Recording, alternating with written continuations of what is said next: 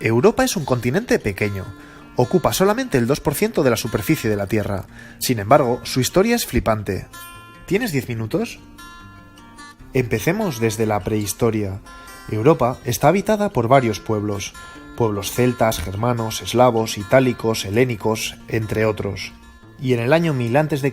aparece la primera gran protagonista, la civilización griega. Fue un imperio increíble, y las aportaciones que ha dejado a la humanidad son la leche. Crean las polis, las ciudades, pero es que destacan en arte, arquitectura, astrología, filosofía, medicina y, cómo no, crean los Juegos Olímpicos. Los griegos se mueven por toda la cuenca del Mediterráneo y del Mar Negro, y van ocupando diferentes territorios. Con Alejandro Magno, Grecia llega a su momento de mayor poderío. Es el siglo IV a.C. Paralelamente, aparece en el Mediterráneo otra gran ciudad, Roma. Roma va ganando progresivamente organización y va expandiéndose, tanto que se convierte en la gran competencia de Grecia, y se crea una lucha de poder entre ambos imperios. Pasan casi un siglo luchando, pero finalmente, en el 146 a.C., Roma gana a Grecia, y se extiende por toda esta zona que antiguamente era zona griega. Pero Roma no se conforma con eso, y va ocupando también la zona interna de Europa, llegando hasta el cauce del Rin y del Danubio. Fíjate, en el 46 después de Cristo entran hasta Inglaterra y Gales.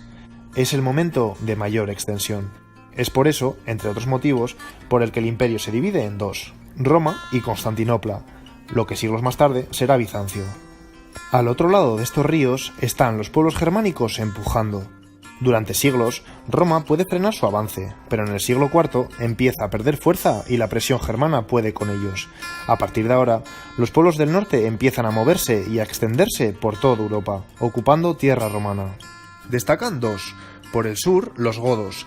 Vienen desde aquí, saquean Roma y parte de ellos consiguen dominar la península ibérica. Por el norte, los francos, que van conquistando cada vez más y más terrenos hasta que se hacen con toda la Galia. Ambos pueblos pasan de ser seminómadas a vivir de la agricultura y ganadería. ¿Y por el norte de Europa qué pasa? ¿Te acuerdas? Esta zona ha estado poblada por tribus eslavas, pero es que a su vez se ha ido repoblando por gentes llegadas de Asia. A finales del siglo IX, algunos de ellos crean el Rus o Estado de Kiev, en la actual Ucrania. La Rus, que por cierto, de ahí proviene el nombre de Rusia, crece y se divide en diferentes principados que compiten entre ellos por el control, hasta que en el siglo XIII llegan los mongoles e imponen vasallaje, es decir, les someten. Muchos rusos huyen de los mongoles y se organizan en Moscú. Moscú se va haciendo progresivamente más fuerte, y cuando en el siglo XIV el imperio mongol entra en declive, Moscú obtiene el liderazgo de la zona, con Iván el Terrible como el primer zar. Se ponen los cimientos del futuro Estado ruso. Te iré contando esto por capítulos. ¿Y por esta otra zona? Atención, los pueblos musulmanes se están extendiendo por el norte de África, y en el año 711 entran en Europa por aquí, y conquistan la península ibérica. También intentan expandirse por aquí, territorio bizantino. Bueno, pues en el 1453 conquistan Constantinopla, y siguen su avance durante los siguientes siglos hasta llegar aquí. Llegamos al siglo XV. Europa se ha ido organizando en monarquías que gobiernan amplias zonas. En general, la población europea vive bajo el dominio de reyes y aristócratas, y en condiciones laborales y sociales nada buenas. Los musulmanes han sido expulsados de la península ibérica, pero siguen controlando el Mediterráneo. Así que ahora Europa busca nuevas alternativas de comercio. Empieza la época expansiva de Europa. El primero en viajar es Portugal, en el siglo XV, y lo hace África instalándose en varias zonas de costa. Los siguientes son los castellanos, pero ya verás, para entonces ya se sabe que la Tierra es redonda, por lo que creen poder llegar a India por el Atlántico. Pero, sorpresa, se encuentran con América y comienza su conquista. España llega a colonizar todo esto. Luego les siguen los portugueses, que se quedan en esta zona. Los franceses viajan a Canadá y Antillas y ponen sus colonias. Los ingleses hacen lo mismo en el norte de América, y los holandeses también cogen su parcela aquí. Todos en Europa quieren quedarse con alguna parte del continente. Y por si fuera poco, atento, los europeos consideran que no tienen suficiente con la población autóctona para que realicen los trabajos más duros en sus colonias, así que a partir del siglo XVI van a África, secuestran a cientos de miles de sus gentes y los llevan a América como esclavos. 3 siglos de esclavitud, incomprensible. Pero un momento, Volvamos un poco para atrás en la historia.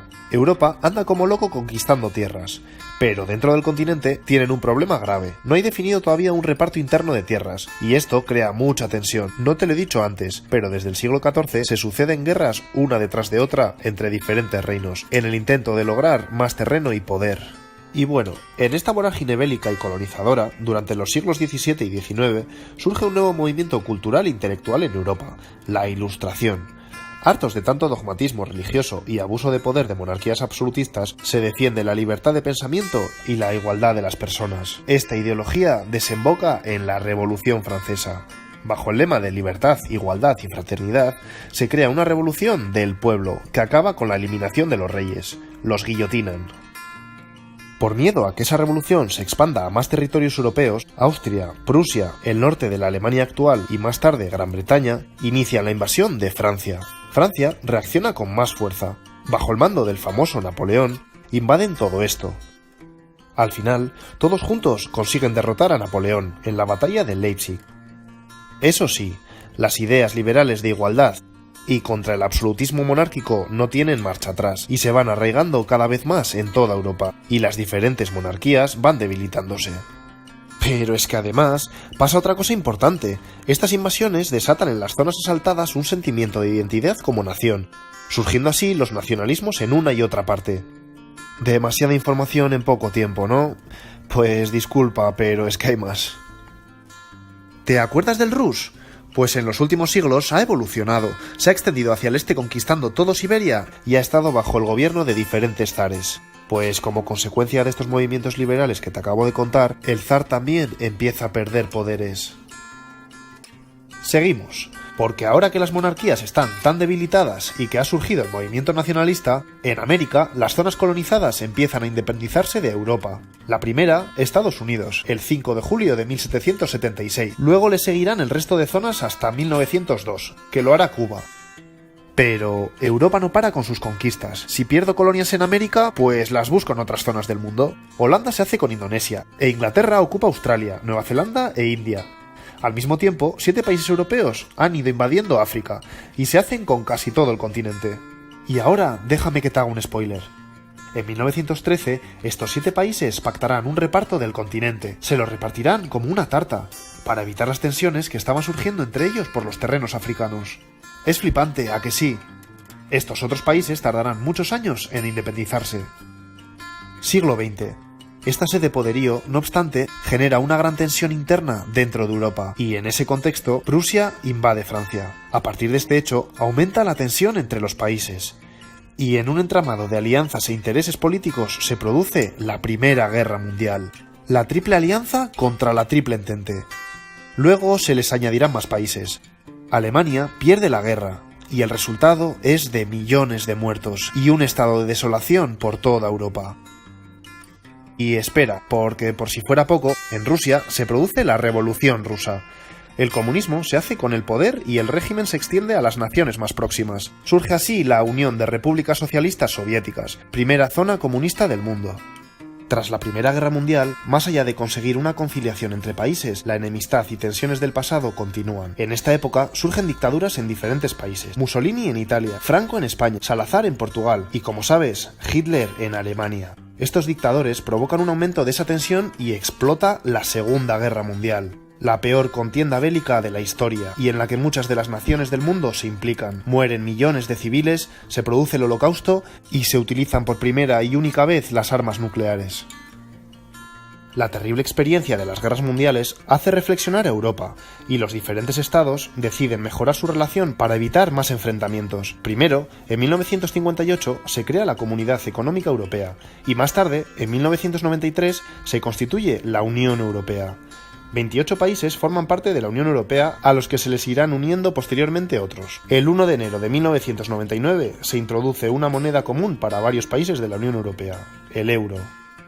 Mientras tanto, el régimen comunista de la URSS fracasa y en 1991 se disuelve.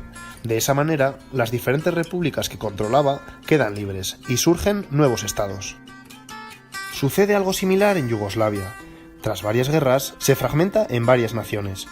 Ya ves, en un siglo, Europa pasa de tener 24 países a tener 50. El siglo XXI se caracteriza por una fuerte crisis económica, por una situación de inquietud y temor producido por los violentos atentados del terrorismo islamista en varias ciudades europeas, y por un masivo movimiento de inmigración desde países que se encuentran en situación de pobreza y tensión bélica. Hemos llegado a la actualidad.